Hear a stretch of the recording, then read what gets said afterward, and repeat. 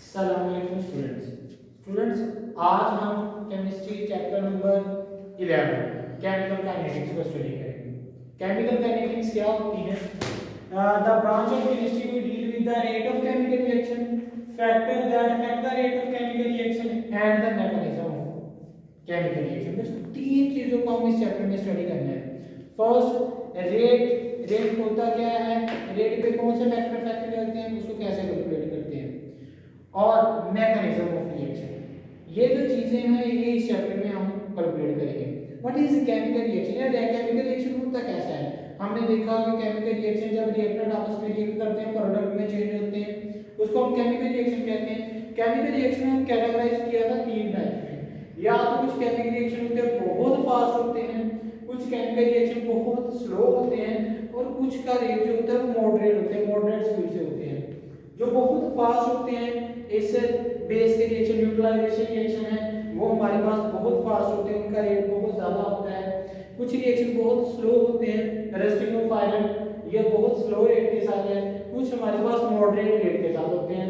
Acidification of hydrolysis, इस hydrolysis of Easter, तो जिसमें हमारे पास ईस्टर को हाइड्रोलाइज किया जाता है, वो एथेनॉल और कार्बोक्सिलिक एसिड में चेंज हो जाते हैं।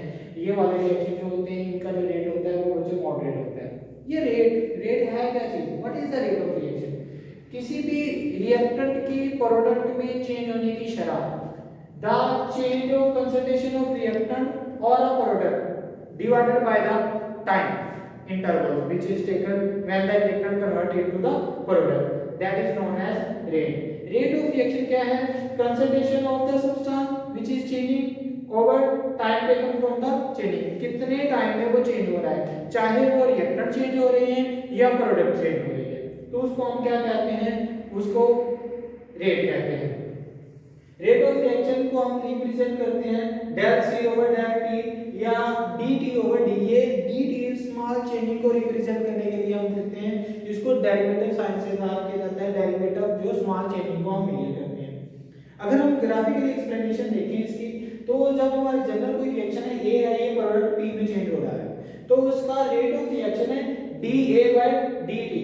मीन नेगेटिव साइन रिप्रेजेंट कर रहा है कि ए की जो कंसंट्रेशन है विद रिस्पेक्ट ऑफ टाइम कम हो रही है, और पी की साइन कंसंट्रेशन जो है ये पॉजिटिव साइन जाहिर करता है, इसकी concentration with respect to time ये इंक्रीज हो रही है।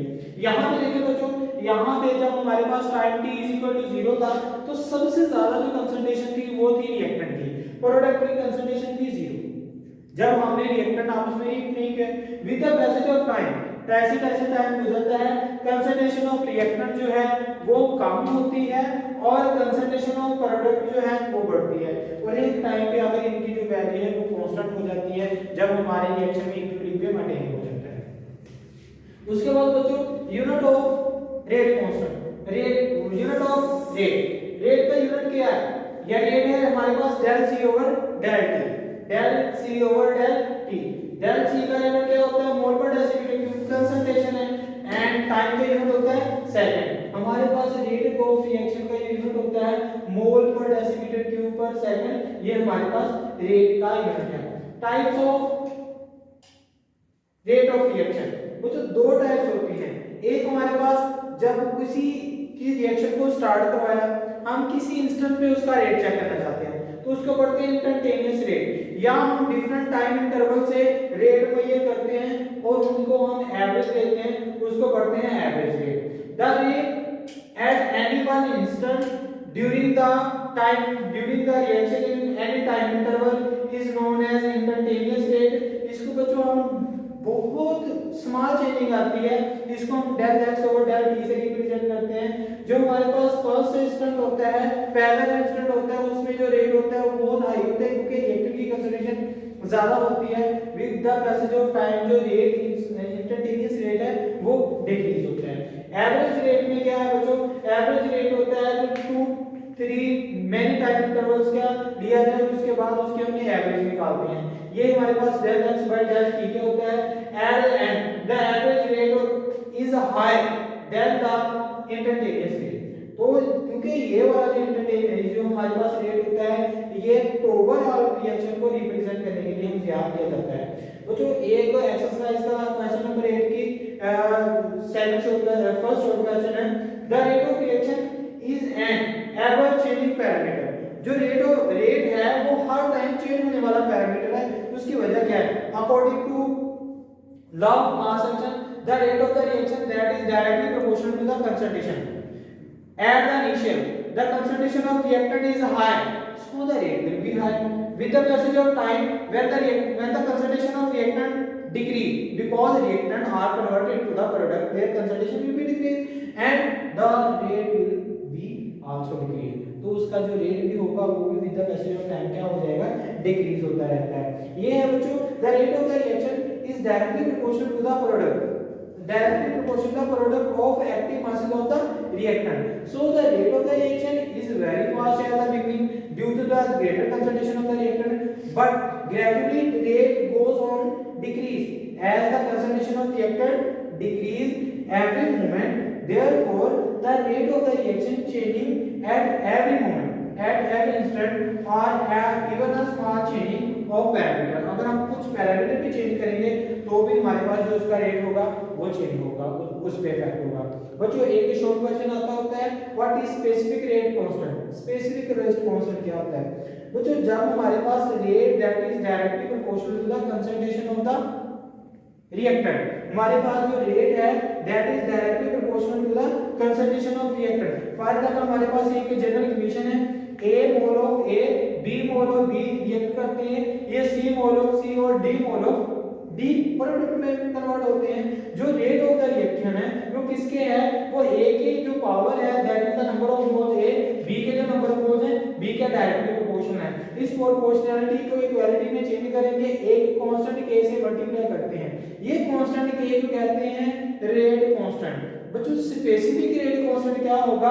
स्पेसिफिक रेट कांस्टेंट जब हमारे पास concentration of A and concentration of D mean concentration of reactant, mean concentration of reactant जो है वो 1 मोल होगी, तो हमारे पास जो रेट ऑफ रिएक्शन है वो K के इक्वल हो जाएगा, उसको कहते हैं specific rate constant. The specific rate constant of a reaction is the rate at the reaction when the concentration of reactant is taken by unity। जब हम reactant की concentration unity लेते हैं।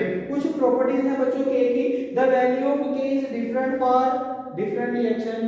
हर reaction के लिए K की वैल्यू एक मखसूस है, जैसे ही reactant चेंज होंगे K की वैल्यू चेंज होगी। अगर K की वैल्यू लार्ज है तो उसका जो रेट होगा वो भी हाई होगा, और अगर K की वैल्यू स्मॉल है तो जो हमारे पास रेट है वो भी स्मॉल होगा। इसकी जो K की वैल्यू बच्चों टेम्परेचर अफेक्टेड है, उसकी कंसंट्रेशन पे इफेक्ट नहीं होता, टेम्परेचर पे इफेक्ट होता है। ये कांस्टेंट टर्म है, टेम्परेचर की चेंजिंग के साथ किसी भी रिएक्शन की K की वैल्यू चेंज होगी। फॉर एग्जांपल यही रिएक्शन है, इसमें 24 सेल्सियस ग्रेड पे K की वैल्यू और होगी, 50 पे और होगी, 75 पे और होगी। टेम्परेचर के चेंज होने पे K की वैल्यू जो चेंज होती है। ये K जो है ये इंडिपेंडेंट ऑफ द कंसंट्रेशन है, ये बात याद रखनी है, और डिपेंड अपॉन किस पे करता है? टेम्परेचर पे डिपेंड करता है। टेम्परेचर के चेंज के साथ रेट कांस्टेंट K की वैल्यू भी चेंज होती है। बच्चों एक सेकंड क्वेश्चन है चैप्टर नंबर 8 का, और क्वेश्चन नंबर 8 का सेकंड पार्ट है, the reaction rate decrease every moment but the constant K of the reaction is a constant. कहते हैं जो रिएक्शन का रेट है वो तो चेंज होता रहता है, लेकिन K की वैल्यू वो कांस्टेंट रहती है किसी भी कंडीशन में जब हम अप्लाई करते हैं। तो इसमें देखें कि हमारे पास जो रेट है किसी A B हमारे पास रिएक्टर है, ये प्रोडक्ट में चेंज होते हैं, रेट किसके बराबर है?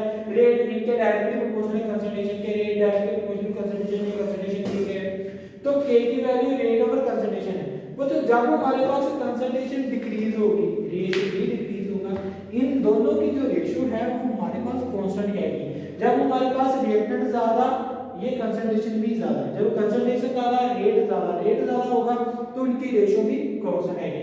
जब हमारे पास कंसंट्रेशन कम हो जाएगी तो रेट भी कम हो जाएगा, देन भी हमारे K की वैल्यू जो आएगी वो कांस्टेंट ही आएगी। बच्चों इसके साथ एक टर्म है ऑर्डर ऑफ रिएक्शन, एक और टर्म है मॉलिक्यूलैरिटी, वो भी हम ऑर्डर ऑफ रिएक्शन के साथ ही डिस्कस करेंगे। ऑर्डर ऑफ रिएक्शन क्या होता है? The sum of the all the exponents of which the reactant of which the concentration in the rate equation के रेट इक्वेशन के जो भी हमारे पास रिएक्टेंट हैं उनके एक्सपोनेंट्स का सम है, that is known as order of reaction. बच्चों ए हमारे पास ये इक्वेशन है, ए के ए मोल, बी के बी मोल, ये प्रोडक्ट में चेंज हो रहे हैं, तो rate of the reaction that is equal to a की पावर a b की पावर b। ये हमारे पास दो तरह के रिएक्टेंट हैं। हमारे पास a के हमारे पास नंबर ऑफ मोल्स के a है, b के हमारे पास b एक्सपोनेंट्स है, इनका जो सम है a plus b that is known as order of reaction. या दूसरी डेफिनेशन है the number of reactant molecule whose concentration alter, जब हम उसकी कंसंट्रेशन को अल्टर करते हैं as a result of chemical change, जब हम किसी भी रिएक्शन की कंसंट्रेशन चेंज होने से उसका जो रेट होता है वो चेंज हो, वो जिन जिन कंसंट्रेशन से होगा, जिन जिन रिएक्टेंट से होगा, तो उसको हम कहते हैं, जो उनके नंबर्स होंगे, कोई पैरामीटर होगा जो चेंजिंग को लेते हैं उसको ऑर्डर कहेंगे। बेसिकली हम इजीली सम कर सकते हैं कि हमारे पास ये एक मैथमेटिकली या एक्सपेरिमेंट में हम बता सकते हैं, ओवरऑल रिएक्शन से नहीं बता सकते इसका ऑर्डर क्या है। ये एक्चुअली एक्सपेरिमेंटल वैल्यू है, हम किसी भी बैलेंस केमिकल इक्वेशन से भी नहीं बता सकते। The order of reaction is an experimental determination value and can not be calculated by simply looking the equation. हम इक्वेशन को देख के नहीं बता सकते कि इसका ऑर्डर क्या है। हमें बार बार लगता है किसी भी रिएक्शन का इक्वेशन सेकंड ऑर्डर होना चाहिए, लेकिन उसका फर्स्ट ऑर्डर होता है, या हमें लगता है कि इसका ऑर्डर जो है सेकंड है या थर्ड है, वो फर्स्ट है या जीरो ऑर्डर हो सकता है, ऐसा हमारे पास हो सकता है बच्चों। Order of the reaction provide the valuable information about the mechanism of the reaction and the rate of the reaction. ये हमें रेट इक्वेशन से ही हम ये ऑर्डर निकालते हैं। बेसिकली इंफॉर्मेशन मैकेनिज्म के बारे में बताते हैं कि मैकेनिज्म में कौन कौन से रिएक्टर कैसे पार्टिसिपेट कर रहे हैं। मैकेनिज्म होता क्या है, किसी भी रिएक्शन का डिटेल पाथवे कि कैसे रिएक्टेंट ने आपस में रिएक्ट करके इंटरमीडिएट बनाया, इंटरमीडिएट से आगे पर हमारी जो फाइनल प्रोडक्ट है वो बनेगी। Total pathway of the reaction is known as mechanism. तो जो ऑर्डर ऑफ द रिएक्शन जो होता है दैट इज पॉजिटिव भी हो सकता है, नेगेटिव भी हो सकता है और फ्रैक्शनल ऑर्डर भी होता है। तो जो इनके ऑर्डर की टाइप्स को हम स्टडी करते हैं, बेसिकली हमारी बुक में जीरो ऑर्डर है, फर्स्ट ऑर्डर है, सेकंड ऑर्डर है एंड थर्ड ऑर्डर। उसके साथ हमारे पास फ्रैक्शनल ऑर्डर की भी डेफिनेशंस हैं हमारे सिलेबस में, वो भी हम देखते हैं। बच्चों जीरो ऑर्डर रिएक्शन क्या होते हैं? जीरो ऑर्डर रिएक्शन ऐसे रिएक्शन जिनका जो रेट है वो कंसंट्रेशन पे डिपेंड नहीं करता। The reaction in which entirely independent of the concentration of the reactant. Concentration की इफेक्ट ही नहीं कर रहा, कंसंट्रेशन की वैल्यू पे इफेक्ट नहीं हो रहा, टोटली इंडिपेंडेंट है। The rate that is equal to k into concentration of a। Concentration of a की जो पावर है दैट इज इक्वल टू 0। किसी भी वेक्टर की power 0 that is equal to हमारे पास होता है 1। तो रेट जो है वो हमारे पास इक्विलिब्रियम जो रेट कांस्टेंट k के इक्वल आएगा। ये कुछ टाइप्स में ये होता है ऐसे रिएक्शन जो हमारे पास फोटोकेमिकल रिएक्शन होते हैं, ये जीरो ऑर्डर होते हैं। ऐसे रिएक्शन जो सनलाइट की प्रेजेंस में होते हैं, एंजाइम कैटलिस्ट रिएक्शन जो होते हैं वो जीरो होते हैं, वो कंसंट्रेशन पे इफेक्ट नहीं करता, एंजाइम्स की एक्टिविटी पे डिपेंड करता है। ये वाला जो फोटोकेमिकल कंसंट्रेशन पे रिएक्टेंट पे, लेकिन सनलाइट पे इफेक्ट करेगा। उसके बाद जब हम H2O और Cl2 को मिलाएंगे, ये रिएक्शन सनलाइट की मौजूदगी में होगा, तो जितनी ज्यादा आप कंसंट्रेशन H2Cl2 ले ले रिएक्शन नहीं होगा। जब तक जितना मर्जी प्रेशर, जितना मर्जी टेंपरेचर आप अप्लाई कर दें, रिएक्शन नहीं होगा जब तक उसको सनलाइट नहीं मिलेगी। मीन कंसंट्रेशन इफेक्ट ही नहीं कर रहे, तो इसी वजह से इसको जीरो ऑर्डर। उसके बाद अमोनिया है, अमोनिया की डिकम्पोजिशन है, जब हमारे पास N2+H2 में टूटता है तो ये भी हमारे पास जीरो ऑर्डर रिएक्शन होता है। बच्चों इसके बाद बहुत ही इंपॉर्टेंट है, एमसीक्यूज आते हैं कि unit of zero order reaction का जो k की वैल्यू का यूनिट है वो क्या होगा, या हमारे पास फर्स्ट ऑर्डर रिएक्शन में k की वैल्यू का यूनिट क्या होगा। जीरो ऑर्डर रिएक्शन में k की वैल्यू 0। यहां पे अगर आप देखें तो हमारे पास रेट है, रेट इज इक्वल टू हमारे पास k के इक्वल है। रेट का यूनिट क्या होता है, मोल पर डेसीमीटर क्यूब पर सेकंड। तो ये रेट वाला यूनिट ही k का यूनिट होगा, इसी वजह से हम लिखते हैं मोल पर डेसीमीटर क्यूब पर सेकंड। ये किसका यूनिट है, ये हमारे पास k का यूनिट है। उसके बाद बच्चों first order reaction. First order reaction क्या है, जिसमें रेट रिएक्टेंट की कंसंट्रेशन के फर्स्ट पावर पर डिपेंड करता है। The reaction at which the molar eight which the rate depend upon the molar concentration of only one molecule alter as the result of a chemical change। जब हम किसी भी reaction के एक concentration को चेंज करते हैं तो उससे उस रिएक्शन का जो रेट होगा वो चेंज होता है। मीन उसकी वन पावर पे उसके वन रिएक्टेंट पे इफेक्ट कर रहा है, रिएक्टेंट की भी वन पावर पे इफेक्ट कर रहा है। तो एक रिएक्शन है ए है, ये प्रोडक्ट में चेंज हो रहा है तो इसका जो रेट होगा k की पावर हमारे पास 1 है, ये 1 हमारे पास क्या होगा 1 उसका ऑर्डर होगा। फॉर एग्जांपल N2O5 है। अब इस बैलेंस केमिकल इक्वेशन में हमें लग रहा है इसके दो मोल रिएक्ट कर रहे हैं, लेकिन यहाँ पे इसका रेट क्या है 1 है। ये हमें कैसे पता चलेगा? ये हमें पता चलेगा इनका रेट डिटरमिनिंग स्टेप से। रेट डिटरमिनिंग स्टेप क्या होता है? किसी भी रिएक्शन का जो सबसे स्लोएस्ट स्टेप होता है उसको आरडीएस कहते हैं। RDS mean rate determining step. अब ये देखें N2O5 पहले टूटता है, ये स्लो स्टेप होता है जिसमें N2O4 plus oxygen atomic form में ये उसमें रहना होता है। अब यहाँ पे जो नेक्स्ट स्टेप होता है वो बहुत फास्ट होता है। जो किसी भी रिएक्शन का रेट जो है उस रिएक्शन का सबसे स्लो स्टेप जो होगा वो बताएगा। तो हम नहीं एक्चुअली स्लो स्टेप ने ही रिएक्टर को आगे प्रोसीड करवाना है, जितना सबसे ज्यादा टाइम तो उसने लेना है, बाकी में तो उसका रेट बहुत फास्ट होगा, वो बहुत जल्दी हो जाएगा। इसी वजह से किसी भी रिएक्शन का जो रेट होता है वो सबसे स्लो स्टेप को हम लेते हैं। यहाँ पे हमारे पास फर्स्ट स्टेप स्लो होता है, उसमें जस्ट एक ही मॉलिक्यूल पार्टिसिपेट कर रहा है, इसी वजह से इसका जो रेट होगा वो 1 होता है। उसके बाद जितने भी बच्चों रेडियो एक्टिविटी डिसइंटीग्रेशन होती है तमाम के तमाम फर्स्ट ऑर्डर रिएक्शन, ये एमसीक्यूज में आता है। उसके बाद proceed of first order reaction. कुछ रिएक्शन होते हैं जो हमें लगते हैं तो सेकंड या थर्ड ऑर्डर है, लेकिन वहां पे वो भी एक कर रहे होते हैं फर्स्ट ऑर्डर के रिएक्शन, उसको हम कहते हैं प्रोसीडो फर्स्ट ऑर्डर रिएक्शन। अब प्रोसीडो फर्स्ट ऑर्डर रिएक्शन की एग्जांपल है hydrolysis of tertiary butyl bromide. Tertiary butyl bromide water के साथ रिएक्ट करके हमारे पास टर्शियरी ब्यूटाइल अल्कोहल में चेंज होती है, प्लस हमारे पास HBr रहता होता है। अब इस रिएक्शन का जो फर्स्ट स्टेप होता है, फर्स्ट स्टेप में ये हमारे पास कैटायन और एनायन में चेंज होती है फर्स्ट स्टेप में। तो वो वाला जो स्टेप होता है वो स्लो स्टेप होगा, तो उसमें सेकंड स्टेप में वाटर जो है वो पार्टिसिपेट करेगा। फर्स्ट स्टेप में इसकी हमारे पास आयनाइजेशन होती है, इसमें हमारे पास कैटायन और एनायन अलग-अलग होंगे, आयनाइजेशन नहीं होगी बल्कि इनके जो कैटायन और एनायन अलग-अलग हो जाएंगे। इसका जो रेट है फर्स्ट स्टेप में इफेक्ट करेगा, that is the concentration of tertiary butyl bromide. तो इसी वजह से इसका जो रेट होता है वो concentration of tertiary butyl bromide पे अफेक्ट कर रहा है, उसकी कंसंट्रेशन 1 पे कर रहा है, इसका जो रेट होगा 1 होगा। अब बैलेंस केमिकल इक्वेशन से लगता है इसका रेट 2 होना चाहिए, लेकिन ये 1 है। The rate of the reaction independent on one of the concentration of water. तो वाटर की कंसंट्रेशन पे इफेक्ट नहीं कर रहा, उसकी वजह because water react as a solvent. जो सॉल्वेंट होता है वो बहुत लार्ज क्वांटिटी में होता है, जब वो लार्ज क्वांटिटी में होगा तो वो जितनी मर्जी क्वांटिटी में हो, अब रेट जो है ये that is depend upon the tertiary butyl bromide, तो उस पे इफेक्ट करेगा। Large excess of such type of reaction is known as pseudo first type reaction. ऐसे में जिसमें हमारे पास जो solvent react as a reaction के तौर पर रिएक्ट कर रहा हो उसको हम कहते हैं प्रोसीडो और फर्स्ट ऑर्डर रिएक्शन। यहाँ पे हमारे पास सेकंड इंपॉर्टेंट के का यूनिट क्या होगा, मोल और rate of concentration of one reactant पे इफेक्ट कर रहा है। ये हमने के की वैल्यू कंसंट्रेशन में डिवाइड हो जाएगी। इसका unit mole per decimetre cube पर सेकंड, कंसंट्रेशन मोल पर डेसीमीटर क्यूब, मोल पर डेसीमीटर क्यूब, मोल पर डेसीमीटर क्यूब से कैंसिल हो जाएगा पर सेकंड फर्स्ट ऑर्डर का के का यूनिट होता है। उसके बाद बच्चों second order in which the molar concentration of two reactant alter the molar concentration of two reaction alter the result of the chemical change। जो किसी भी रिएक्शन की केमिकल चेंज को अल्टर करते हैं।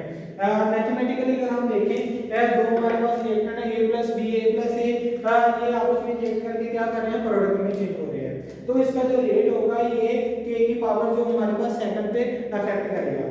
अब यहाँ पे हमारे पास एग्जांपल में जब हमारे पास नाइट्रोजन ऑक्साइड रिएक्ट करता है ऑक्सीजन के साथ, ओजोन के साथ सॉरी, तो यहाँ पे हमारे पास नाइट्रोजन डाइऑक्साइड बनता है प्लस हमारे पास ऑक्सीजन का बनेगा। अब ये वाले रिएक्शन का जो रेट होगा दोनों की कंसंट्रेशन पे इफेक्ट कर रहा है। वहां पे 1 + 1 दैट इज द सेकंड हो जाएगा, इसी वजह से हम कहते हैं इसको ये हमारे पास सेकंड ऑर्डर रिएक्शन है। इसी तरह reaction of hydrogen iodide, formation of hydrogen iodide with the hydrogen and iodide. जब हाइड्रोजन और आयोडाइड की कंसंट्रेशन दोनों भी इस रिएक्शन का रेट इफेक्ट करेगा तो इसी वजह से इसका भी रेट जो ऑर्डर होगा वो सेकंड होता है। यूनिट ऑफ के की वैल्यू क्या है बच्चों, जो रेट ओवर कंसंट्रेशन दोनों पे इफेक्ट करेगा। इसी भी कंसंट्रेशन मोल पर डेसीमीटर क्यूब, इसी भी कंसंट्रेशन मोल पर डेसीमीटर क्यूब, मोल पर डेसीमीटर क्यूब एक इससे कैंसिल हो जाएगा, यहां पे ऊपर मूव कर जाएगा। Decimetre cube per mole per second, ये बच्चों सेकंड ऑर्डर के का यूनिट होता है। उसके बाद बच्चों यहां पे हमारे पास क्वेश्चन नंबर 8 का 5 यूनिट है। The unit of rate constant of second order reaction is mole per decimetre, mole decimetre cube rate constant. Question है the unit of rate constant of second order reaction is decimetre cube, sorry यहां पे हमारे पास है decimetre cube per mole per second, but the unit of rate mole per decimetre cube पर second है। ऐसा क्यों है, इसकी वजह बताएं। इसको हमने जस्टिफाई करना है, प्रूव करना है। ये वैसे ही हमारे पास जो रेट है हमारे पास del x over del t है, ये हमारे पास रेट का यूनिट आ गया। उसके बाद जब हमारे पास सेकंड ऑर्डर रिएक्शन है, दो रिएक्टर a प्लस b यहां आपस में मिलते हैं, इनकी जो कंसंट्रेशन की एक एक पावर पे इफेक्ट होता है। अब इसका यूनिट भी मोल पर डेसीमीटर क्यूब, मोल पर डेसीमीटर क्यूब, तो ये वाला जो सेकंड ऑर्डर का यूनिट आएगा decimetre cube per mole per second आता है। ये था हमारे पास बच्चों सेकंड ऑर्डर। इसके बाद हम देखते हैं नेक्स्ट थर्ड ऑर्डर रिएक्शन और इसकी डिटरमिनेशन वगैरह कैसे होती है। अस्सलाम वालेकुम।